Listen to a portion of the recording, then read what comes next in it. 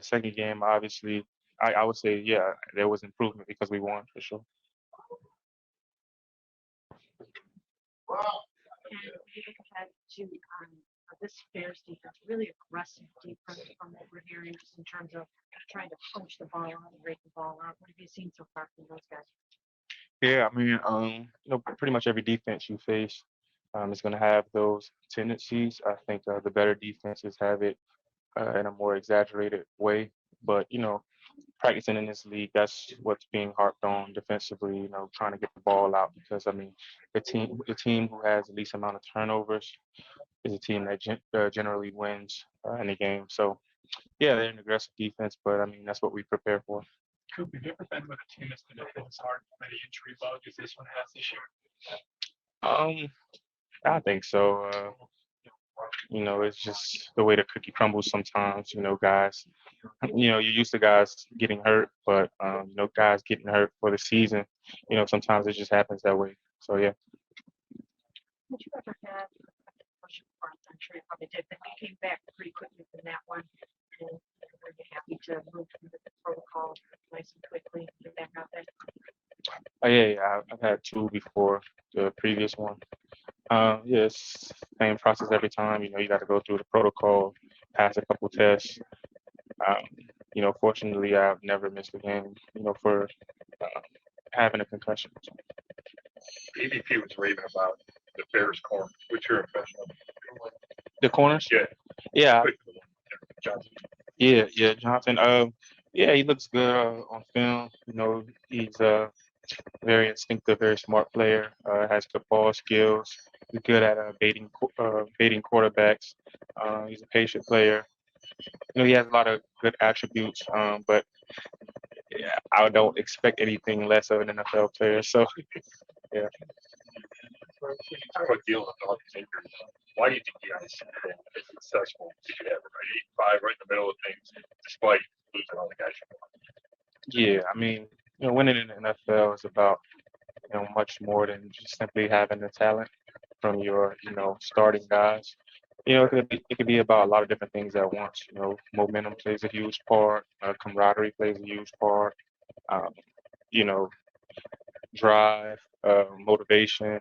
It's a lot of different factors, and I would say, what I've seen from this team, the resilience, and all those other factors that I just mentioned. We seem to check every box. So. In terms of Joe's, you told us when you first talked about it, the poetry in motion. Now that you've been out there, with him for a couple of games. I mean, that's a pretty darn good, nice ball to be thrown, right? Yeah, it is. It truly is. If you ask most receivers, our hand and eye coordination is, we have some of the best hand-eye coordination, in the world. Um, when you're running a route and you're catching the ball, with our hand-eye coordination being so good, you don't really want to think about catching the ball. I know that probably doesn't make a lot of sense, but we're so used to catching the football that we don't really think about catching it. Like we locate it, we see where it's gonna go, we just snag it and go. But sometimes, with different quarterbacks, they throw harder with less touch than Joe Flacco, and so sometimes you have to focus in more and actually think about catching the ball too.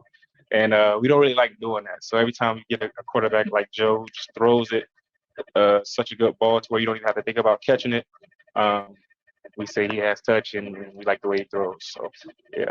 Steve Kerr told me a lot of back shoulder press.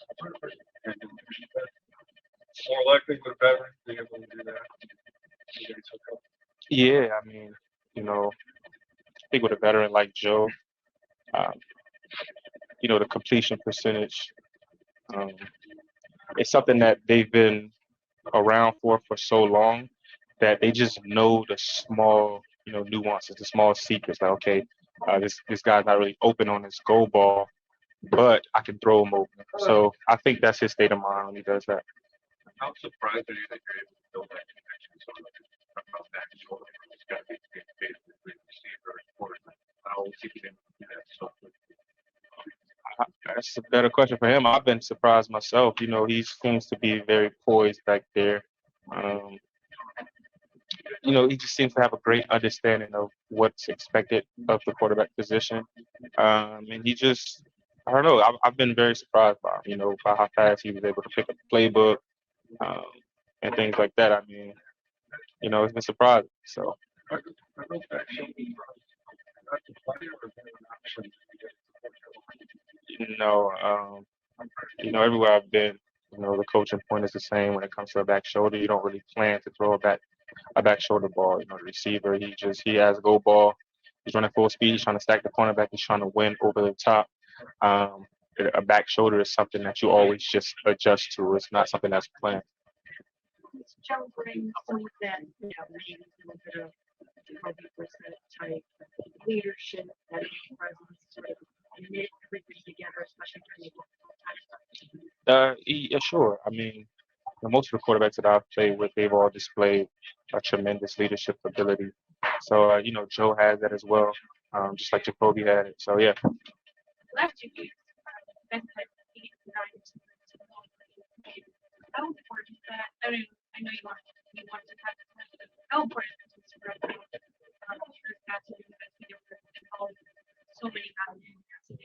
Yeah, I think it's utterly important because um, we're in December football. That's what we're hopping on right now. It's kind of different once you get to this mode of football. You're inching closer to playoff football, and it's a different brand of football. I would say it's much more serious.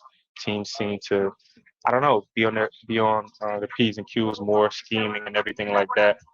And I've been in situations to where the ball wasn't really spread around that much. In playoff games, December football, and if the defense knows where the ball is going, they can easily stop it. So when in doubt, spread it out.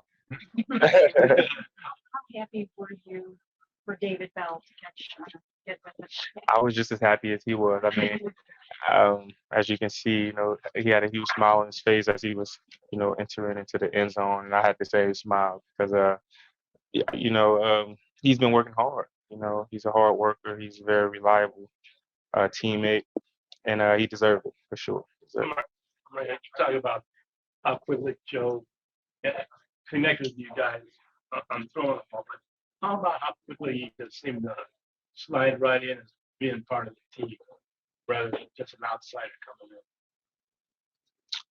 in? Yeah, I think those two things actually pretty much go hand in hand. I mean, guys in this league, they respect guys who have been in the league a long time because they know that it's something that's not easy to do. It's not easy to sustain, ability for a long period of time. He's a Super Bowl winner. And coming in here, having the arm that he has, um, and, such a great talent. Guys respect that. So, when you respect a player, it's easy to build camaraderie with him.